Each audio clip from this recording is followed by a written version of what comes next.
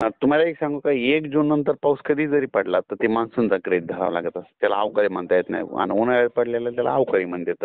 हो हो आणि हे जे पाऊस आलेला असते ते मान्सूनच्या याच्यामधलंच असतं. ते म्हणजे तिकडलेच बाष्प असते ते. तिकडल्याच वाऱ्याचा पाऊस आहे. आणि ते उद्याच्यालाच बघा टच होईल. आजच सातारा सांगलीकडे टच होईल बघा मध्यरात्री. कधी? मध्यरात्री समज 12-1 दरम्यान. हो.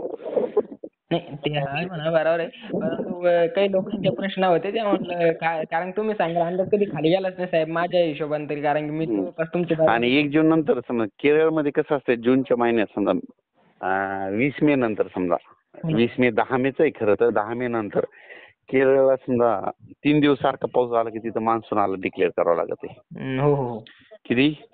3 दिवस सतत सारखा पाऊस पडला की तिथं मान्सून. असे 10 ठिकाणं येतात तिथं पाऊस पडला. हो ना. साहेब तुम्ही समज कालच्या व्हिडिओमध्ये तुमचा मी व्हिडिओ बघितला, त्याच्यात तुम्ही सांगितलं समज की 3, 4 ते 9 तारखेपर्यंत चांगला पाऊस महाराष्ट्राच्या बऱ्याच भागात होईल साहेब. कोणत्या हो, चांगला भागात पडणार. कोणत्या कोणत्या भागात होऊ शकतो बरं का थोडक्यात? जिल्ह्यावाईज सांगायचं का? हो हो थोडक्यात. पश्चिम महाराष्ट्र, एक सातारा, सांगली, सोलापूर, कोल्हापूर, हो पुणे, नाशिक, नगर, संभाजीनगर, धुळे, जळगाव, बुलढाणा, त्याच्यानंतर जालना, संभाजीनगर, परभणी, बीड, लातूर, उस्मानाबाद, सोलापूर, हो नांदेड, हिंगोली, वाशिम, यवतमाळ.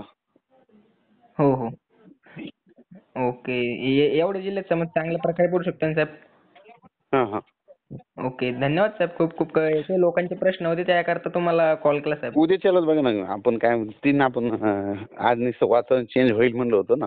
हो हो आणि 3 पासून आपण हे दिलेली डेडलाईन.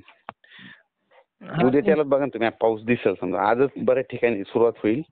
स्टेटसला बघा, मी आज समजा संध्याकाळी टाकेलच समजा. नाही आणि साहेब तुमचे स्टेटस पण बघितले आणि कालच झालं साहेब पावसाचं वातावरण हो, बनलेलं कालच होतं. वाशिम. हो. हो इकडे पण मराठवाड्यात पण बऱ्याच भागात पावसाचे वातावरण सक्रिय झाल्यासारखे झालं. हम्म. ओके धन्यवाद साहेब.